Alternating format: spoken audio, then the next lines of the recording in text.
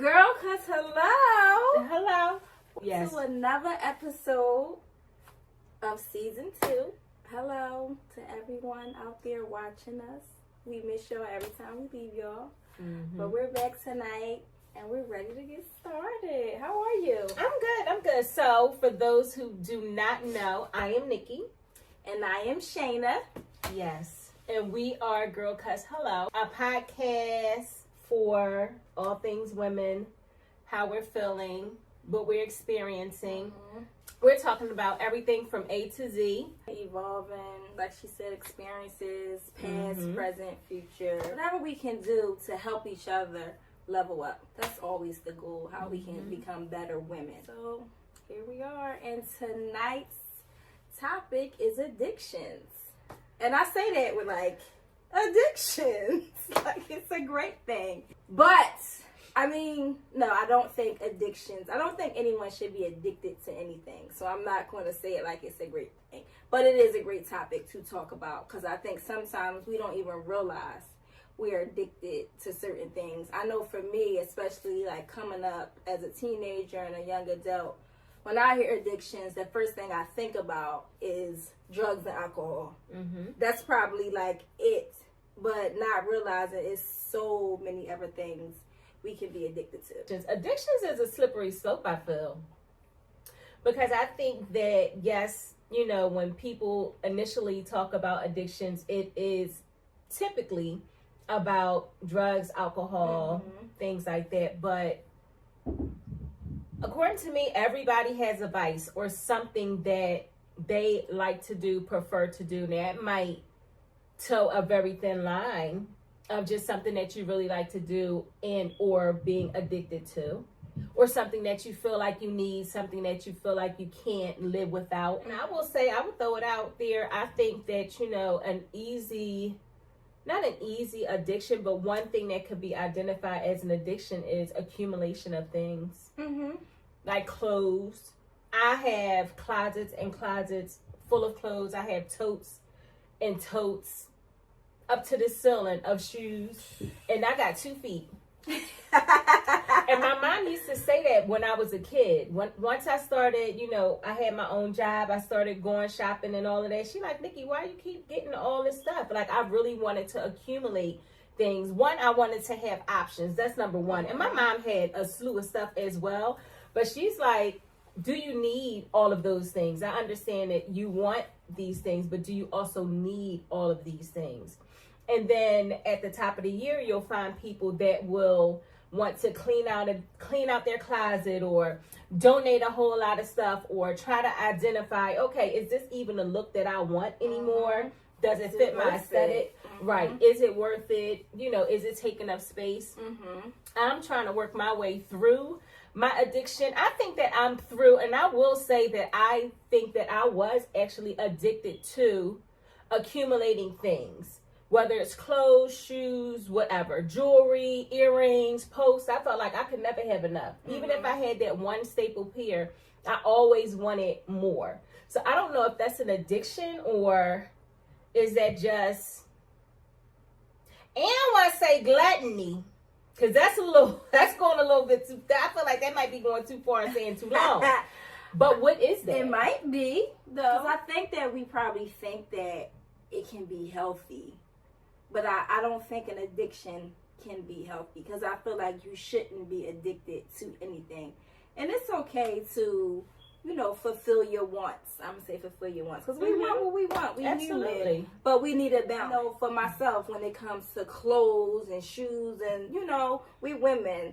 Most women love clothes, shoes, jewelry, accessories, purses, and all types of things. But we still need a balance because same thing, I feel like I'm eventually either get into it, whether it's clothes or shoes, or it might come back in style. Yep. And now I'm collecting and buying stuff, and now I'm running out of space to put it, and now I'm overwhelmed, and now I'm stressed out because I got all this stuff that I really don't need. And do I got enough time to wear all this stuff? Because if I'm always at work, which was my addiction, I came to realize that was my addiction. When did I have time to wear all this stuff that I was buying? So I just think that we need to find a balance, because you should be able to get your needs and also your wants, because why not? You know, we work hard and we should be able to do what we want, but them addictions can have a real bad effect. For me, I was addicted to working, like, and I don't even think it was working, it was the money, and you're not supposed to be addicted to money. That's an absolute no-no. And I was, till I realized I don't like what this is doing to me.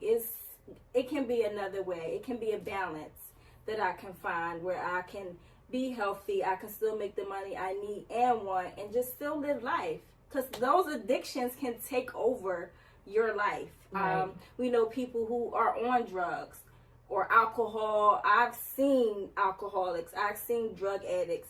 And that's just the baseline. It's so many other addictions. People be addicted to sex. People are addicted to working out. Like, it's just so many things you can be addicted to, and it can really take over your life in a negative way. So the goal is to really have a balance so that's not happening. Because I know for me, I'm working hard, I'm able to get all this money, but what good am I going to be if I'm not healthy? Because I'm working so hard. Like, I ain't even going to be able to really enjoy it, because now I'm not eating right. I'm not sleeping enough. You know, I'm not doing what I'm supposed to do to take care of my body. And now what? All that money, you know, I don't get to reap the benefits of all that work I was doing. So the goal to end all addiction is just to find the balance. For me, sometimes that word balance, obedience, discipline, it feel like curse words to me sometimes. But it's needed. It's needed, but I feel like I'm real good and grown, and I feel like I should be able to have the things that I want. But then when you sit back and look at, okay, but how much do you want? Like, how many, like, what's your why? What's your why? And why do you need, Nikki, why do you need 20 pair of black heels? Because I want them. But then at the end of the day, you're not even a fan of heels. No, not anymore. But I still have right. them. I mean, I've accumulated. Listen, my mom had me do this. Me and my girlfriend at the time, when we were in high school, my mom was like, "Listen, y'all heifers, if y'all change your clothes, if y'all could go in your closet and not wear the same thing twice for a month." And that really was the case. We went in our closet, and for a month, we did not repeat anything. Down to panties, bras, nothing. Like, we did not repeat anything. So then I think, okay, so that was me as a kid, and my, you know, the things that I purchased were controlled by my parents. Now that I'm an adult, baby, you can get me with 6 months, boo. 6 months, I'm good.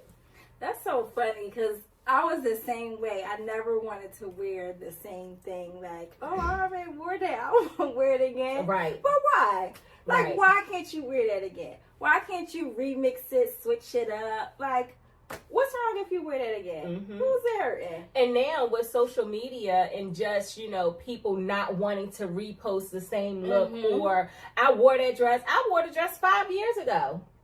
But then people look at you sideways like, girl, you got that dress back on? And do. And I do. And do.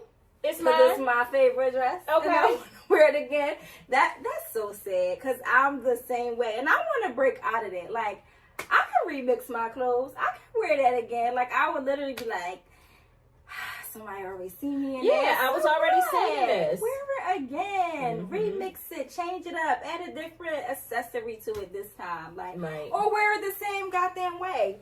Who cares? But I think it's so actually funny. doing it, though. Because I know it sounds good to have balance or find your balance, but what is it? Like, what would be the balance? Would it be, okay, if I bring in a pair of shoes, I give away a pair of shoes? I think that's a good start. Because I think that, like, I know for me, I look at stuff and I'll be like, I did not wear this at least a year. And it could be way longer, but I did not wear this. Like, when am I going to wear it? In 5 more years? Like, no. Let it go. Allow somebody else to enjoy it. Take it to a donation, sell it. I don't know, but I know for me, once I start feeling like it's so much stuff that I don't have enough space to put it, and I have a house, it's me and my son, so I have enough room. Mm-hmm. But once I feel like I'm running out of space, no, it's time to let go of some stuff. I've been having stuff with tags on it for years. So like, and you mean something you can't wear that? Mm-hmm. And my ring, I can't because it's out of style now. I don't want to wear that. I don't want to wear or it. maybe I don't. And you know what? I feel like I gotta buy something new every time I gotta go out. But I'm pretty sure if I look in that closet or in them drawers or in them two tubs of clothes or them bins of clothes, I can put something together. Right. But if we just tell ourselves, go ahead, buy something else. The issue for me is I've realized, especially where I am in life right now, like I have a whole bunch of corporate clothes. Well, I haven't worked in a corporate job in years, at least 10. We've been wearing scrubs. Yes, so why do I have all these pairs of slacks, all of these shirts, all of these blazers, heels, pumps, coats, waistcoats, Stilettos. Stiletto, pumps, in the club.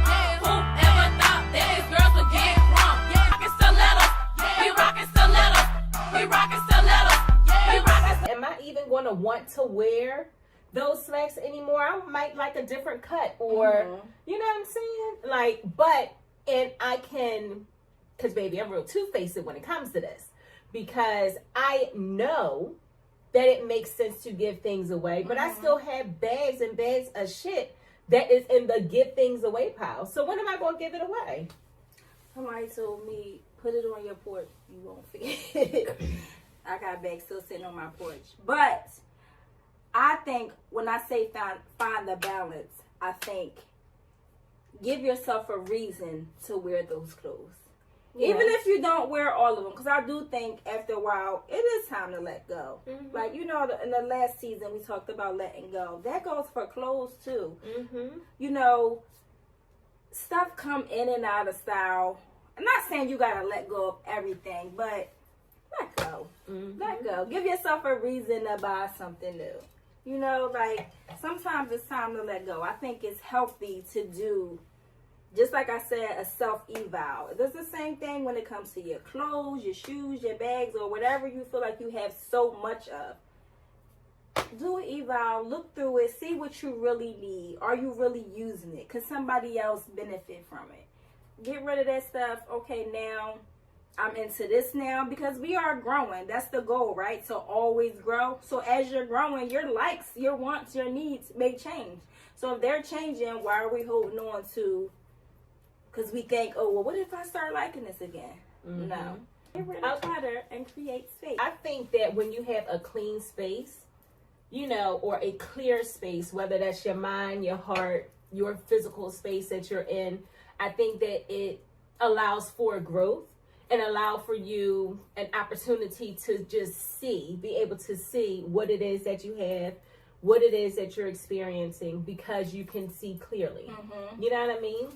That song say, I can see clearly now. The rain is gone. Mm-hmm. I can see clearly now. The rain is gone. That's true, though. I think that's very important. And I want to use that as a part of my journey with growing, along with my self-eval. You know, what do I have around this house that I do not need, that I'm not using, that's making me feel like I'm cluttered? Because I already know if everything looks cluttered and I become overwhelmed. If my brain is cluttered, like everything is just cluttered, I become overwhelmed. So I know that's something that I need to do. Create space. Stop being addicted to stuff that I feel like I need. And it's not a need. It be them wants. We need to say no to them wants sometimes, because they can take us down the slippery slope that we ain't trying to go down. Yeah, for sure. I definitely stopped accumulating certain things. So, for example, like costume jewelry. I used to always get like different necklaces, whatever. Now I find myself getting things that I really, really, really, really want, and I feel like it will stand the test of time. Mm-hmm. Like my staple things. Mm-hmm. My mom used to always wear the same necklace all the time, or always wear the same perfume, like had a signature perfume. You know what I mean? I have at least 30 bottles of perfume. at least 30 bottles. Like, ma'am. And I like perfumes, and I don't think that it's an addiction, but it really is just the accumulation of things that I might not even reach for, grab for. This is money that I could have, or in the future, put somewhere else, and like travel. I love to travel, you know? I think to get that balance, you definitely need the self-discipline for sure, being obedient. And it's hard because nobody trying to end the addiction is happening overnight for sure, but I think it'll be a better, outcome. Yeah. Especially when we definitely start letting go of those addictions. Yeah, I definitely think it'll be a better outcome. And the accumulation of clothes and things like that, some other people may not identify it as an addiction, but if it's something that you consider an addiction, then it's an addiction. I want to go ahead and see what Dr. Google has to say about an addiction. And or to be addicted and is physically and mentally dependent on a particular substance and unable to stop taking it without incurring adverse effects. I think it's the without incurring adverse effects part for me with addictions, because you could be addicted to a person. You could be addicted to a circumstance, and even if it's causing an adverse reaction, you still yearn for that thing. You still want your fix. I can relate to that. And we all can relate. Absolutely. Regardless of what it's doing to you, you still are going after it. Whether it's a good feeling, a bad feeling, you're addicted. You just can't stop. I'm sure we all been there before, whether it was a person, place, or thing, whatever noun it was. We've been there before. We may not have thought, it was an addiction, because like I said, when I grew up, I just knew about drugs and alcohol mainly as addiction, not realizing everything could literally be an addiction. Right. Everything. I feel like the excess of things, having too much of something or indulging too much into something can create and cause an addiction. I know a sex addict that's very much so a sex addict. It has affected his previous marriages, and it affects the relationship that he's in now. It's just that the woman that he's with now is more active sexually, so it kind of qualms his desires, but he still considers himself very much so a sex addict. And that can really, listen, being addicted to anything can affect your day-to-day life. It'll cause you to, if you're putting so much money, time, energy into one thing or one person, whatever that addiction is, it's severely taken away from something else that could benefit you. In a positive way. Right.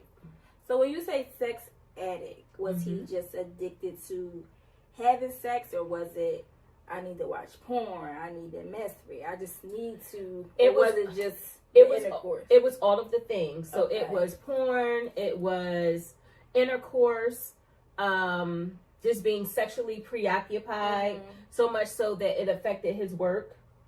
It affected his relationship with his wife. It wasn't that he was promiscuous. It's just that it's something that he wanted all day long, all the time. And if he didn't get it physically as an outlet, then he was watching porn. And if it, even at work, because it's just something that preoccupied his whole mindset, and it affected their marriage. They got divorced from that because she felt like that was the only thing that could satisfy him, not things that they could do together, not the children that they had, not sharing experiences. He was always preoccupied with sex, intercourse, the act of. And I definitely think it's a mind thing for sure. Because is it really a cure for addiction? Oh no. Because if I'm addicted to work, I don't think I could take a med for that. Like, I think I just have to say, you see the negative effects that it's having on you. So you have to ask God to give you that strength, to stop, to do things different because you don't like what it's doing to you. Right. I think that's definitely an opportunity to call on God, step out on faith. Absolutely. And a professional. A professional help as well, Mm-hmm. because again, addictions can be identified as many different Mm-hmm. things. And I'm sure there's some form of talk therapy or group therapy that has a lot that does address that. Mm-hmm. There are workaholics, Mm-hmm. And it's okay. I know some people are against therapy, 100%. It is okay to get therapy. It's okay. I think give it a try. It may not work for you, and that's okay too. I think talking to someone is not the only way to get some type of therapy. I feel like there's other ways to be therapeutic and find something that works for you. Because talking to someone professionally does not work for everybody, and that is perfectly fine. So you need to find what works for you. But my thing is, give it a try first before you say, no, I'm not doing that. right. Because you never know what can help you. And it's okay to want help or to ask for help. Some people are too prideful to even do that. So I think when it comes to addictions, you have to want it for yourself. You have to want to stop. Nobody else can, your family can cry to you and send you to rehabs and this, place and that place. But if you don't want it for yourself, it's not going to matter. It's not going to do anything. So I think that's something that whatever you may be addicted to or have been addicted to, that's opportunity for you to dig deep down inside and say, I don't like what this is doing to me. I want to stop. And then you take the necessary steps to stop. But, we all been there before. And if you haven't, it may happen, it may not, but it's something that it's not a good feeling. I know for me, it was not a good feeling in the long run. I was like, I can't do this no more. Yeah. And just trying to identify what that addiction is quieting. Mm-hmm. Like some people drink a lot because of their family situation, because of past trauma. Coping skill. Yeah, a lot of times, in my opinion, it is a coping skill. It's something to mask the bigger issue. It really is being in a space that you're prepared to even deal with the bigger issue. Like, what's your why? Why do I, drink every single day? You know what I mean? Like, what would make me... What's triggering me right. to turn to the alcohol? But not only that, I also think, you could be going through something in life, but I also know we can also use that as a crutch to say, oh, I'm going to turn to alcohol. We got to stop also making excuses too. Like I said, we have to want it for ourselves, to dig deep down inside, and say, I've been through this. This affected me in a very negative way. But I don't want to allow alcohol, sex, work, another person, another place, or whatever to take control of me as well. You want to still live your life. We can make a plan. We can think it's going to go everywhere we want it, and then it can be the complete opposite, but we still have the opportunity, to turn it around and get back on track. Right. I think it's just, really, first of all, I think that addictions are created, if that's the right term, because people don't want to deal with something or want to quiet something in their life. But is it really, quiet is that? It might be for the moment, and that's probably why it becomes an addiction, because you constantly wanting to keep silence whatever is going on. So now you're constantly doing it and doing it and doing it. So you realize, oh my gosh, 3, 4, 5 years later, and I'm still doing this, and it's not silence yet. Right. And it could cause people to be able to feel like they can get through their day. Like some people wake up and smoke weed as soon as they wake up. Before they brush their teeth, they wake up, smoke weed. Some people go to sleep with a drink at their nightstand, And that's the first thing that they have or wake for the up. day. Mm-hmm. Right. Or With a wake up drink, with that. or It's some just type of pill. right. Or social media, because that can Yeah. definitely be an addiction. Gaming. Gaming, gambling, all Gambling. types of things. Mhm. You know, that's like the first thing they open them eyes. Yeah. It's like it can be yeah, anything. I think it's like a rush that people, it's just a space that people put themselves in to try to quiet something else, but it really is creating or festering a different beast. Mm-hmm. But it could cause, now you know, I think a little different, but it could cause, you know, somebody to go to a job that's a functional alcoholic, and I'm drunk all day long, but I go to work and it allows me to work at this bitch ass job. You know what I mean? Or it allows me to be present enough for my children where I'm not highly strung out because they dad ain't come home for the past 2 weeks. Mm-hmm. So I need to have me a drink so I can make sure that I can still entertain my children without being engulfed with emotion. Like, I think it's a way of escaping, but you're still putting yourself in a box. It's just a different box. And that's why I think we need to find positive escapes. Because everybody needs to escape from reality. You need to, you know what I mean? Let it all out. But let's do it in a positive way. That's why I say, if talking to someone for therapy doesn't work for you, it's just like it's so many addictions, it's so many other things that we can use as therapy in a very positive way. You know, we just have to want it for ourselves. Right. What will cause you to actively change something that you could be addicted to? For me, I would just say the effect it has on me in a bad way. I know I just did not like how I was feeling all over, mentally, physically, emotionally, and I also didn't like how it was affecting my child.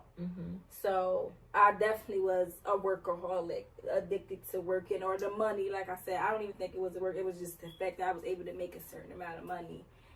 But how I had to do it after a while, I was like, this is taking a toll on me. Like I said, mentally, emotionally, physically, and I'm like, I can't do it no more. Not only that, it's selfish, but in that time, I wasn't thinking about clearly nobody but myself, and I used it. Well, I'm a single mom. I have to do this. I have to do that because I have to take care of us. But it's other ways. You know what I mean? Like, or I could have found a balance, a better balance, and I didn't do that. I did not find a good enough balance to be able to get, you know, my needs and wants and still have my, you know, my wants for my child and spend time with family and friends, because you need that too. That's very important. It's very healthy to be able to be around your loved ones. So Yeah. I think the negative effect it had on me, I was like, I just Yeah. The effect is deep. That's deep. I think realistically, I mean, I know that we can say, you know, find that balance, but how can we so I'm gonna tell y'all how I found my balance with overworking and just chasing the bag. Literally chasing the bag. I just felt one day, like, and I mean, we made great money, but I just feel like if I don't have my health and if I don't have these relationships with my children that I cultivate, what good is all the money? I can have all the money, be sick as a dog. I can have all the money and then show back up in my kids' life, even though they live with me, even though I'm their parent, but show back up after I get finished accumulating what I want to accumulate. And that relationship needs to be repaired. You know, like, it's just... And this wasn't really worth it. And then you think about, was it really worth it? Yeah. And in the long run, it's not. Even when you're addicted to alcohol or drugs or, you know, whatever addiction, sex, technology, social media, whatever you could be, gaming, whatever you can be addicted to, you know, it's other people that love you. And like she said, once you get to a point where you don't want to do this no more? What if it's too late to repair those, relationships? So I think for me, like I said, I had to recognize it for myself. It was people telling me, you need to take a break, you're working too much, and this, and that. But I ain't hear none of that. I had to hear myself say, you need to take a break, you need to slow down. I had to call myself out, and that's what made me say, oh, it's time. So I think once we are able to own it and speak it and say, I want to stop, not even that I need to, I want to stop. I want to do better. I want something different for myself. Do it. Now you can own it. You can call yourself out. All right, now what you going to do? How are you going to, get that help to stop? And like I said, don't be afraid to ask for help. Some people can't do it alone. That's when you need your village. Adults need villages too. You need your support. It's okay if you can't do it on your own. Some people can work through it on their own. Some people can't. And that's perfectly fine too. Those people that genuinely love and care for you, they will be there to help you through it all. Yeah, I think that addictions are very isolating too. Because once people realize that this is something that you like really are addicted to, like you're, head deep into it, it becomes very isolative. Working so much, I missed events, I miss time with my children, Birthdays, I miss other things, celebrations. And then, even it's just addictions affect people's whole life, not just one thing. It affects people's whole, it's a domino effect. Yeah, the whole life. And it really is just, hopefully, we are able to, like Shana said, have a village of people that will help us help us physically identify, okay, well, I usually have a drink before while I'm cooking dinner. Maybe I can listen to some kind of music, or maybe I can, do something else. Like be preoccupied with something else. So hopefully I can get through that phase of what I was typically used to doing, And another thing is, pace yourself. Don't feel like you can completely stop the next day. Let's just say today you can call yourself out and say, I am addicted to this. I am addicted to that. You did it. That's the first step. Congratulations. But don't think that tomorrow you can completely stop. You know what I mean? Like, pace yourself, because this is just as long as those addiction was, it might be just as long to stop it. And know that it's a process. It's another journey that you're about to enter. But it's going to be okay. You're going to have roadblocks. You're going to be overwhelmed. You're going to be stressed. You're going to cry. You're going to be angry and frustrated. Pace yourself. Like Nikki said, you can cut back. All right. Normally, I might have 10 drinks a day, or I might watch porn 7 times a day. Just pace yourself. Maybe you can do a drink maybe 3 times a day. Start slowly getting out of that habit to where you can eventually be in certain environments where you okay. You know what I mean? You okay being in that environment because you feel like, I don't need that. If I want to have a drink, or if I want to do this, or I want to do that, I can. But I'm in a space where I can control myself to where I'm not harming myself. I'm not taking it to an extreme. It's not turning back into an addiction. Pace yourself. Take whatever time you need to get yourself better to end that addiction. Right. And some people can literally stop at the drop of a dime and never pick back up whatever it is that they were engaged in. Some people do need the process of cutting back and making realistic goals for themselves. It just depends on the individual and how much do you want a change. Because what may work for Nikki may not work for Shana. And what may work for Shana may not work for Nikki. So don't even watch somebody else's story and say, oh, I hope that worked for me. No, because it may not. That don't mean you stop and give up. You keep going and figure out what works for you. The young girl Leah said, first you don't succeed, dust yourself off and try it. Don't succeed. Dust yourself off and try again. And I stand by that.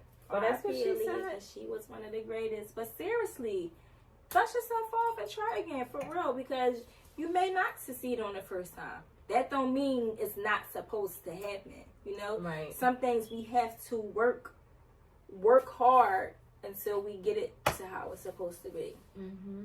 And then sometimes people gotta hit rock bottom, whatever that looks like for them, because that looks different for everybody. But some people have to hit rock bottom in order to, you know, Want better. and do better. Yeah, and dig themselves out of there, or allow the help to dig themselves out of it. I mean, I have an addiction. I have an addiction to lip gloss. My lip gloss be popping. I do. Lip gloss is cool. My lip gloss be popping. I'm standing at my locker, and all the boys keep. Listen, I have to have lip gloss. My lips always have to be popping. Even when I go to sleep. But who want?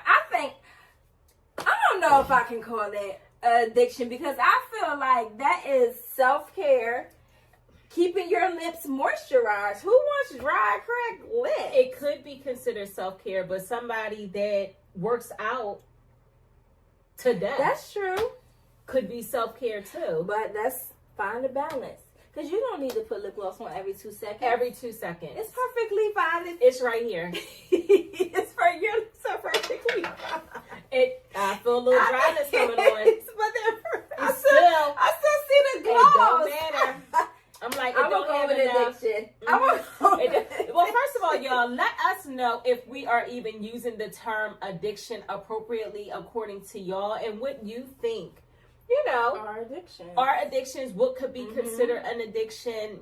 I think our overall stance is addictions go way further than drugs, alcohol, things like that, sex. Addictions are real, and it does affect people's lives. And their loved ones too. Yeah, and their loved ones. And I just think that an addiction is a space that covers up something else. That's how I feel about it. So let's start with dealing with that Right. something else is Right. first. You know, before you even focus on ending the addiction, because maybe dealing with whatever you're trying to cover up, maybe what you need to even end the addiction. You know, so it just starts with you. You have to want it. You have to need it. At the end of the day, my thing is, I don't want anybody, including myself, to ever feel like I need or want something so bad that I'm dependent on it to get through the day. And you willing And to for risk me, everything. You're willing to risk it all. And for me, that is an addiction. And I don't want that for myself, my Right. loved ones, anyone, including y'all. No, we can do better. You know, I definitely think. I'm not sure I understand. Girl, I'm not even talking to you.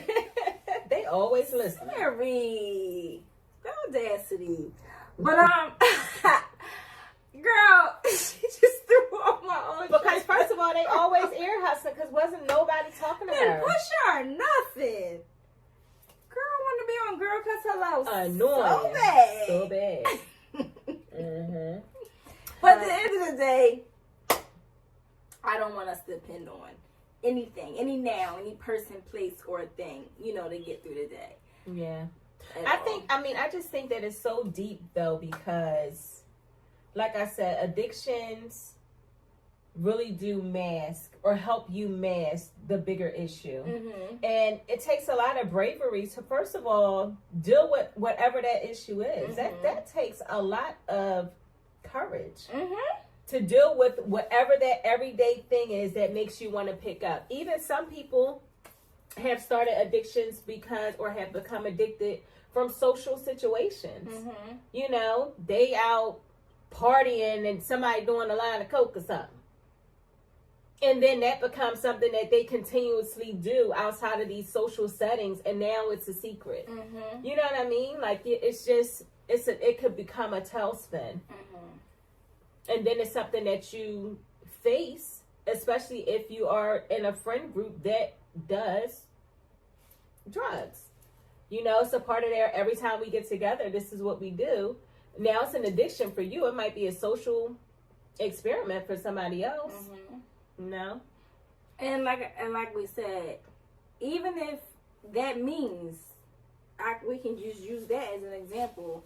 Sometimes to end the addiction, you have to cut off certain people, places, and things. You just have to, and they either going to be okay with you or not. But at the end of the day, you have to do what's best for you. And what I was going to say before Siri, not Alexa, Siri, rudely interrupted me. You know, and I know I just spoke on it, but adults need villages too. That might be my quote of the day, because I'm so used to people saying it takes a village to raise a child, and it definitely does. But adults need villages too. We need that support, you know, we need that comfort, we need that love, we need that shoulder to lean on. You do not have to do it alone if you choose not to. You know, get your village, your strong foundation, and get through it, because you can do it. Yeah, and even if you don't, you know, some people aren't fortunate, or some people aren't blessed enough to have a family. Mm-hmm. You know, they may have lost their family. They may have had to move to another country, you know, like it just depends on the setting, but it takes courage to seek that. Mm-hmm. Even if, you know, people go to church gatherings and little bake sales or whatever, go volunteer with a cause that you know that resonates with you, just getting out of the shell so that you can receive that support.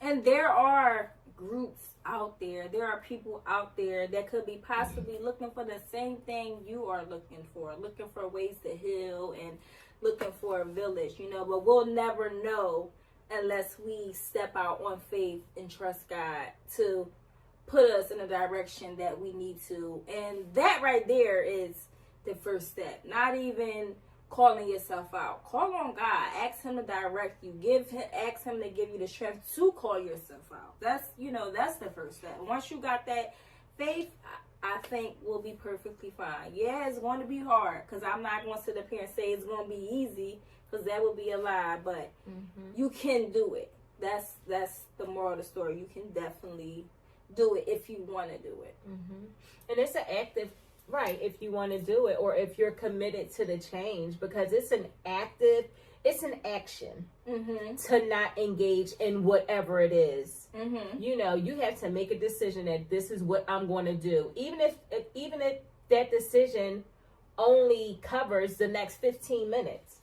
You know, I'm going to do this, or I'm not going to do that.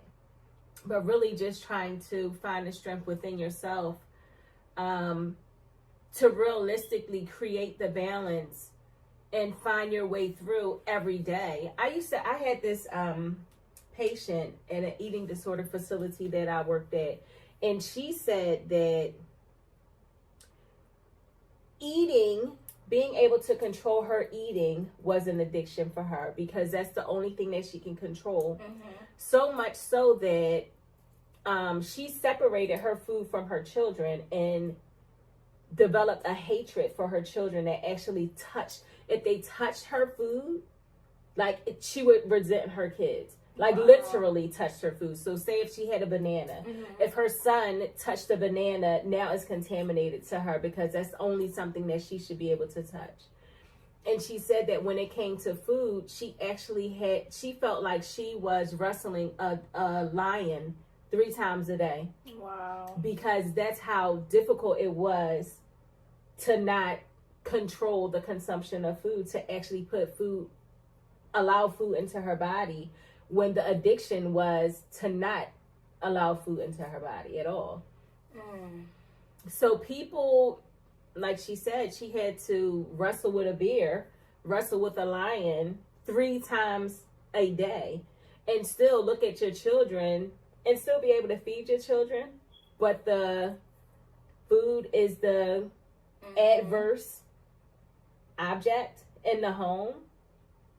It's hard. People are out here living different lives, and they are being affected in so many different ways. And I just want to create safe spaces for that. Like I said, we are skimming, addictions. We're skimming it, but it's deep, baby. It go real deep, and everybody knows what their thing is or what they've experienced, whether through childhood, adulthood, or whatever. This lady named Miss Renee, big up to Miss Renee. I used to work with her at the same eating disorder facility, and she always said, you are as sick as your secrets. Mm-hmm. I was just about to say that, because some people keep it so deep down inside. You never know. You'll never know. So our goal here is to encourage, whoever may have a deep down secret addiction. You don't have to keep that bottled in. Right. Especially if it's affecting you in a negative way. You don't got to keep that bottle in, Let it out. Try letting it out and see what that does for you, you know? And I think that as we continue to grow with Girl Cuss Hello, I think that would be a good live to have. Like, yes, we already recorded our episode on addiction, but I think in the future, maybe it'll be an opportunity. We could say, and y'all let us know what y'all think. We could say, okay, y'all, on Tuesday, we're going to go live and discuss episode 5 of season 2. Let us know in the comments below what you guys think about whatever we said and what do you want to add to it. I think that would cause a place of safety for people to be able to say, well, you're right, I am addicted to work, and my children grew up right before, in the blink of an eye, because I wasn't home. Or yes, I am addicted to eating fucking hot dogs. Like, you never know. Like, you just never know. And sometimes you don't even know. Because you may not think it's an addiction. So you're not even thinking like, what? I'm addicted to. And all along, it is an addiction. So that's basically what we're here to do, to encourage you to call yourself out and, figure out ways to heal and let those addictions go. Because at the end of the day, addictions aren't good for us at all. We shouldn't be addicted to anything. Just the sound of it, addicted. It's a song. I'm addicted to love. Baby, said I'm addicted. Even that. I don't want to be addicted to even a person. Like, that just don't even sound healthy. So, do you think addictions are selfish? I think they could be. Because, like, for me, at the end of the day, I think when you have children, now you have yourself and your children, whether you have 1, 2, 3, 4, 5, however many you have other people that you're responsible for. So I definitely think they can be selfish, because I can be so addicted to something that I can't even give you, my child, my children, who I'm responsible for, what you need and want. That's selfish. And I also know, some addictions can like literally take over your mind. That's hard too. So some addictions may need some type of medicine to help them. Some addictions don't. Some addictions may just need you to deal with what you're trying to cover up. It could be a lot of cures for addiction, but I think they definitely can be, selfish. Yeah. I mean, I'm just thinking about people that are addicted to plastic surgery or perfection, or people that are addicted to attention, and going as far as they can and upping the ante for the response, whether it's positive or negative. As long as you get that response, you fed my fix. It's deep. It's deep. Y'all definitely let us know what you guys think. And again, we just skimming the top of it, because that also morphs into a whole conversation on mental health and well-being. And what is well to you, because the way I live my life, I could think is healthy. Somebody from the outside looking in could think that it's dysfunctional, but what really matters? The norm of what you feel like. If I think, I don't want to say if you feel like it's healthy, then it's healthy, because it could definitely be unhealthy. But you may be so, again, addicted and not realizing it's addiction. You are thinking you're perfectly fine. So, and mind your business, because we good over here. Sometimes, like I said, you might hear it from somebody and be like, that's an addiction? Now you're thinking, and you're, you know, like I said, you have to want it for yourself. You have to be the one to call yourself out. No matter how many people tell you, yes, that's an addiction, or that's unhealthy, or that's toxic. You got to be the one who, especially if it's causing you negative effects, you know, you got to be the one to say, I don't like what it's doing for me. Then again, you got some people who like what they're addicted to is doing to them. So, like I said, it's not easy at all.